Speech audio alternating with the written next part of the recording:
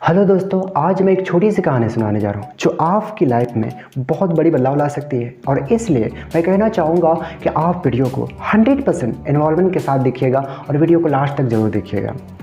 एक शहर के एक रेलवे स्टेशन पर एक भिखारी रहता था। वहाँ के आते जाते रेलगाड़ियों में बैठे यात्रियों से वो भीख मांगकर अपना गुजारा करता था। एक दिन जब वो भीख मांग रहा था तो उसने देखा एक लंबा सा व्यक्ति बैठा हुआ है, सूट बूट पहने। वो भिखारी सोचता है कि व्यक्ति बहुत अमीर लगता है, शायद उसे भीख मांगने पर अच्छा पैसा देगा। ये सोच के उसके पास भीख मांगने जाता है और वो लंबा व्यक्ति उसे देखता है और कहता है कि तुम केवल लोगों से मांगते ही रहते हो, क्या कभी किसी को कुछ देते भी हो? तो भिखारी बोलता है, साहब मैं एक भिखारी हूँ और मैं लोगों से केवल मांगता ही रहता हूँ, मेरे इतनी औकात कहाँ कि मैं किसी को कुछ दे सकूँ। तो लंबा व्यक्ति बोलता है, जब तुम किसी को कुछ दे नहीं सकते ना तो तुझे मांगने का भी कोई हक नहीं। और मैं एक व्यापार हूँ और मैं सिर्फ लेन देन पर ही विश्वास करता हूँ। अगर तुम्हारे पास मेरे लिए कुछ देने के लिए है तभी मैं तुझे बदले में दे सकता हूँ।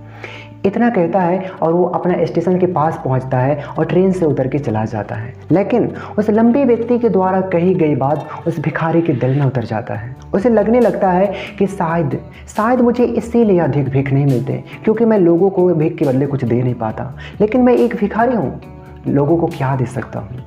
लेकिन मैं कब तक लोगों से मांगता रहूँगा? इस तरह का उसके मन में प्रश्न चलता है। लेकिन अब बहुत सोचने के बाद उसने डिसाइड करता है कि अब जो भी व्यक्ति उसे भीख देगा उसके बदले में ये भी अब उस व्यक्ति को कुछ ना कुछ जरूर देगा। लेकिन ये डिसाइड तो कर लेता है, लेकिन उसके मन में ये प्रश्न चल रहा होता है कि वो खुद एक भिखारी है तो किसी को क्या दे सकता है। ये सोचते सोचते 2 दिन निकल जाते हैं, लेकिन इस प्रश्न का कोई उत्तर नहीं मिलता है। तीसरे दिन जब वो स्टेशन के पास बैठा हुआ होता है तब उसकी नज़र कुछ फूलों पर पड़ती है जो स्टेशन के आसपास खिल रहे होते हैं। और वो सोचता है क्यों ना मैं लोगों को भीख के बदले कुछ फूल दिया करूं। और उनका ये विचार उन्हें बहुत अच्छा लगता है और वहाँ से कुछ फूल तोड़ के ले जाता है और अब ट्रेन में भीख मांगने जाता है। अब जो भी व्यक्ति ऐसे भीख देते हैं तो उसके बदले में ये भी फूल देता है। अब लोग इस फूल को खुशी के साथ अपने पास रख लेते हैं। अब रोज भिखारी वहाँ से फूल तोड़ के लाता और जो लोग उसके लिए भीख देते थे उसके लिए बांट देता था, उन लोगों के लिए बांट देता था। अब रोज ऐसा ही करता। उसने कुछ ही दिनों ने महसूस किया कि अब उसे बहुत अधिक लोग भीख देने लगे हैं। लेकिन अब रोज फूल तोड़ता और लाता, लेकिन जब फूल बांटते बांटते ख़त्म हो जाता था तो उसे भीख भी नहीं मिलता था। और इसी तरह चलता रहा। फिर एक दिन जब भीख मांग रहा था तो उसने देखा कि वही लंबा व्यक्ति जिसकी वजह से उसके भीख के बदले फूल देने की प्रेरणा मिली थी, और वही व्यक्ति बैठा हुआ है। उसके पास जाता है और कहता है, आज आप मुझे भीख दीजिए, आज मेरे पास आपके लिए कुछ देने के लिए है, कहता है। और उस लंबे व्यक्ति ने कुछ भीख के रूप में कुछ पैसा देता है और भिखारी ने उसे कुछ फूल देता है उस लंबे व्यक्ति को। और वो लंबा व्यक्ति को ये बात बहुत अच्छा लगता है। वो कहता है, वाह क्या बात है, आज तुम भी एक मेरी तरह व्यापार बन चुके हो। इतना कहता है और वो ट्रेन से उतरता है और चला जाता है। लेकिन उसकी कही गई बात उस भिखारी के फिर से एक बार दिल में उतर जाता है। उस कही गई लाइन के बारे में बार बार सोचने लगता है। अब उसकी आंखों में चमक आने लगती है। उसे लगने लगता है कि अब उनके हाथ सफलता की चाबी लग गई है जिसके जरिए वो अपनी ज़िंदगी को बदल सकता है। वह ट्रेन से उतरता है और उत्साहित होकर आसमान की तरफ देखकर चिल्लाता है, मैं एक भिखारी नहीं हूँ, मैं एक व्यापार हूँ और मैं लंबे इंसान के जैसा बन सकता हूँ, मैं सफल इंसान बन सकता हूँ। ये कह के चिल्लाता है और वहाँ के आसपास के लोग देखते हैं, सोचते हैं कि शायद ये भिखारी पागल हो गया है। लेकिन दूसरे दिन से वहाँ के फिर कभी नहीं देखता है। लेकिन 6 महीने बाद उसी स्टेशन पर 2 व्यक्ति सूट बूट पहने यात्रा कर रहे होते हैं। पहला व्यक्ति दूसरा व्यक्ति से कहता है, हाथ मिलाता है और कहता है, क्या आपने मुझे पहचाना? तो दूसरा व्यक्ति बोलता है, नहीं, मेरे हिसाब से हम पहली बार मिल रहे हैं। पहला व्यक्ति बोलता है, नहीं, आप याद कीजिए, हम पहली बार नहीं बल्कि तीसरी बार मिल रहे हैं। दूसरा व्यक्ति बोलता है, अच्छा मुझे याद नहीं, वैसे 2 बार पहले हम कब मिले हैं? तो पहला व्यक्ति मुस्कुराता है और कहता है, मैं वही भिखारी हूँ जिसको आपने मुझे पहली मुलाकात में बताया था कि जीवन में हमें क्या करना चाहिए, और दूसरी मुलाकात में आपने बताया कि वास्तव में मैं कौन हूँ। दूसरा व्यक्ति आश्चर्यचकित होते हुए कहता है, ओ तुम वही भिखारी हो जिसको मैंने पहले मुलाकात में भीख देने से मना कर दिया था, लेकिन दूसरी मुलाकात में आपसे कुछ फूल खरीदे थे, लेकिन आज तुम ये सूट बूट में कहाँ जा रहे हो? तो पहला व्यक्ति बोलता है, हाँ मैं वही भिखारी हूँ, लेकिन आज मैं एक फूलों का बहुत बड़ा व्यापार बन गया हूँ। कुछ देर चुप रहने के बाद पहला व्यक्ति कहता है, हाँ आपने मुझे वो प्राकृतिक को नियम बताया था जिसके अनुसार तभी हमें कुछ मिलता है जब हम कुछ देते हैं, और ये प्राकृतिक नियम वास्तव में काम करता है और मैंने इसे अच्छी तरह से महसूस किया है। लेकिन मैं अपनी सोच की वजह से मैं खुद को भिखारी ही समझता रहा। लेकिन आपने दूसरी मुलाकात में बताया कि मैं वास्तव में एक व्यापार बन चुका हूँ। तब मुझे समझ आने लगा कि मैं एक भिखारी नहीं बल्कि व्यापारी हूँ।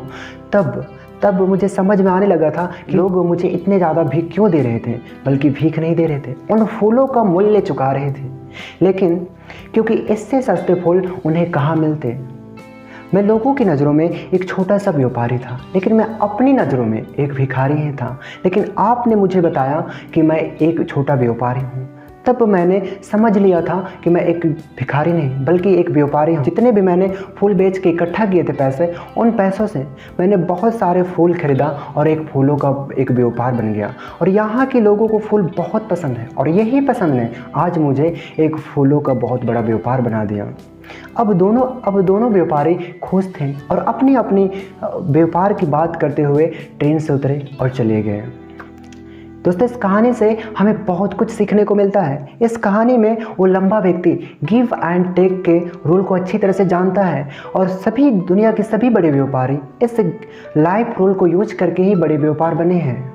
इस फार्मूले को उसने भिखारी को भी बताया और भिखारी उस नेचुरल रूल प्राकृतिक नियम को अपना लिया और उसकी असर उसके जीवन पर भी साफ दिखाई देने लगा। अब वो जान चुका था कि उसे क्या करना चाहिए, लेकिन वो अपनी छोटी सोच के कारण खुद को भिखारी ही समझता रहा। स्वयं को ही नहीं पहचान पाया था, अपनी आत्मसम्मान सेल्फ रिस्पेक्ट को ही नहीं जगा पाया था, जिसकी वजह से अपनी सोच को भी नहीं बदल पाया था।